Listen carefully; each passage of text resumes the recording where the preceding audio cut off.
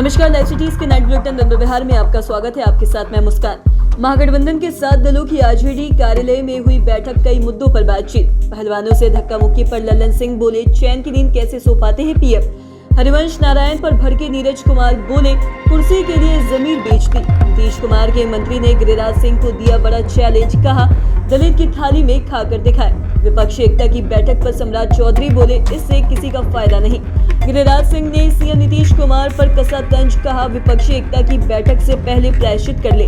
RJD के ताबूत पर गर्म हुए पशुपति पारस बोले, उनको शिक्षा ही ऐसी मिली है। सिवान में जिला परिषद के कलर की गोली मारकर हत्या, कमरे में मिली खून से लथपथ लाश।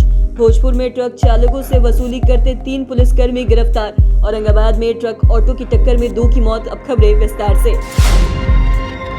आरजेडी कार्यालय में महागठबंधन के सभी 7 दलों के प्रतिनिधियों ने आज बैठक की और साथ ही बैठक के बाद सामूहिक रूप से संवाददाता सम्मेलन भी किया, जिसमें जेडीयू के प्रदेश अध्यक्ष उमेश कुशवाहा ने कहा कि 12 जून को 2024 की लोकसभा को लेकर पटना के ज्ञान भवन में देश के सभी विपक्षी पार्टी के नेता एकजुट होकर बैठक करेंगे और इसमें 16 से 17 राज्यों के विपक्षी नेता भाग लेंगे। वहीं इस बैठक में सर्वसम्मति से प्रस्ताव पारित हुआ कि जातिगत जनगणना, महंगाई, बेरोजगारी और संवैधानिक संस्थाओं का दुरुपयोग, किसानों का आय दोगुना करने की मांग और साथ ही उन्माद की राजनीति को समाप्त करने, दलित गरीब की आवास एवं खाद्य योजना बंद करने की केंद्र सरकार की साजिश के खिलाफ राज्य के सभी जिलों एवं प्रखंडों में 15 जून को आंदोलन किया जाएगा।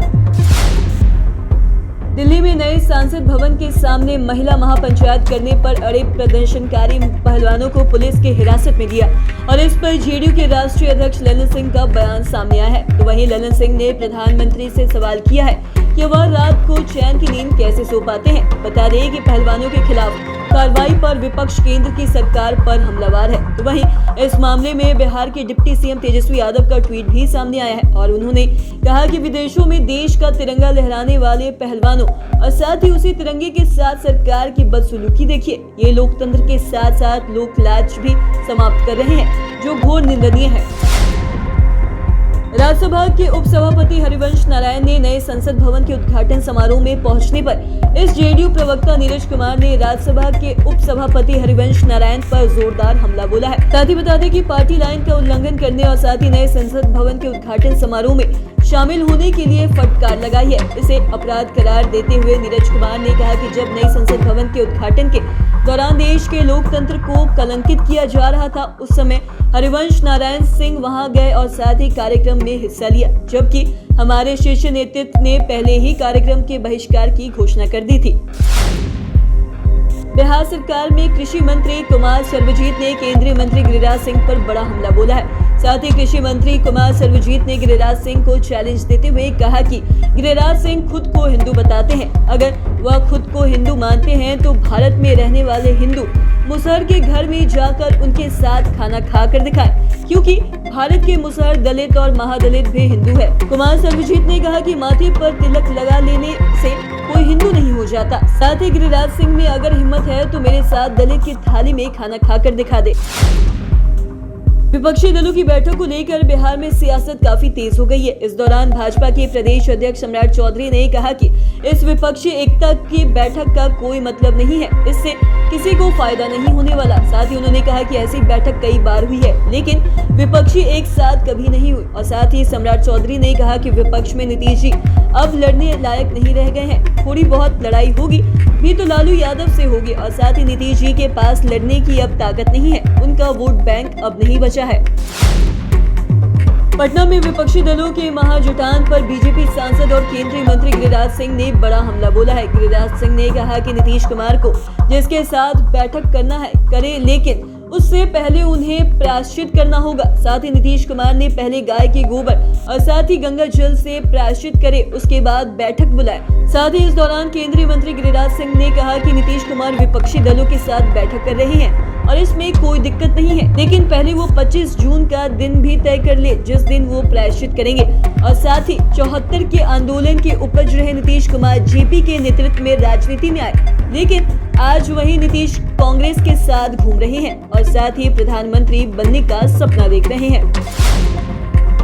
संसद के नए भवन का उद्घाटन हो गया है और इस दौरान जेडीयू, आरजेडी और साथ ही कांग्रेस समेत कई विपक्षी पार्टियों ने उद्घाटन समारोह से दूरी बनाए रखी।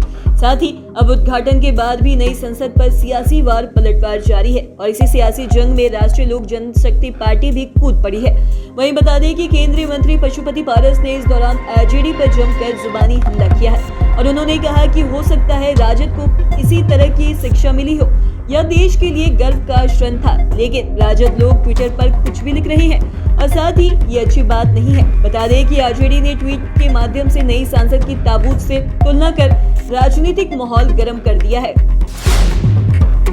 सिवान में जिला परिषद के कलर की गोली मारकर हत्या कर दी गई। महादेवा ओपी थाना क्षेत्र के रहने वाले राकेश पाठक उर्फ विकी कुमार उर्फ लंगड़ा को अपराधियों ने घर में घुसकर गोली मार दी। साथ ही बता दें कि राकेश पाठक जिला परिषद में कलर के पद पर कार्यरत थे और साथ ही छपरा जिले के पुलिस लाइन का निवासी था और सिवान में महादेवा ओपी थाना क्षेत्र के रामदेव नगर में किराए के मकान में रहता था। तो वहीं सूचना मिलने के बाद मौके पर पहुंची पुलिस ने शव को कब्जे में लेकर पोस्टमार्टम के लिए अस्पताल भी भेज दिया और साथ ही इस दौरान महादेवा ओपी थाना प्रभारी कुंदन कुमार ने बताया कि रामदेव नगर मोहल्ले से किसी ने फोन कर शाम को इसकी जानकारी दी। भोजपुर में एक तरफ अवैध बालू खनन को लेकर पुलिस और प्रशासन सख्त कार्रवाई कर रही है, तो वहीं जिले में ही 3 पुलिसकर्मियों ने वर्दी को दागदार कर दिया है। पुलिस टीम ने चांदी थाना क्षेत्र के कोसेहान गांव के पास ट्रक चालकों से अवैध वसूली करते 3 पुलिसकर्मियों को पकड़ा है और एसपी प्रमोद कुमार यादव ने यह कार्रवाई गुप्त सूचना मिलने के बाद टीम का गठन किया और साथ ही पकड़े गए तीनों पुलिसकर्मी सहार थाना के डायल 112 के जवान हैं और साथ ही तीनों गिरफ्तार पुलिसकर्मियों को जेल भेज दिया गया। इस संबंध में एसपी ने बताया कि यारवे सहार में पदस्थापित पुलिसकर्मियों के बारे में पता चला कि चांदी थाना क्षेत्र में ट्रक चालकों से अवैध वसूली कर रहे हैं और इसके बाद यह कार्रवाई की गई। बिहार झारखंड सीमा से लगे औरंगाबाद जिले के अंबा थाना क्षेत्र में औरंगाबाद हरिहरगंज मुख्य पथ पर सोमवार की सुबह एक ट्रक और साथ ही ऑटो के बीच भीषण टक्कर हो गई। साथ ही हरदत्ता गांव के पास हुए इस हादसे में ऑटो सवार 2 युवकों की मौके पर ही मौत हो गई। साथ ही इस घटना में अंबा थाना क्षेत्र के तिलहाड़ा गांव निवासी 23 वर्षीय आकाश कुमार और कचपा के 22 वर्षीय कुंडल कुमार की मौत हो गई। साथ ही ऑटो सवार दोनों युवक झारखंड के हरिहरगंज से आ रहे थे, जबकि ट्रक औरंगाबाद की ओर से झारखंड जा रहा था। साथ ही बता दें कि घटना से आक्रोशित ग्रामीणों ने औरंगाबाद अंबा पथ में अंबा चौक को जाम कर दिया, जिसके बाद मौके पर पहुंची पुलिस ने लोगों को समझाकर जाम हटाया। तो आज की इस वीडियो में इतना ही। अगर आपने अब तक हमारे चैनल को सब्सक्राइब नहीं किया तो तुरंत कर ले। साथ ही हमारे फेसबुक पेज को लाइक करें। वीडियो देखने के लिए आपका धन्यवाद।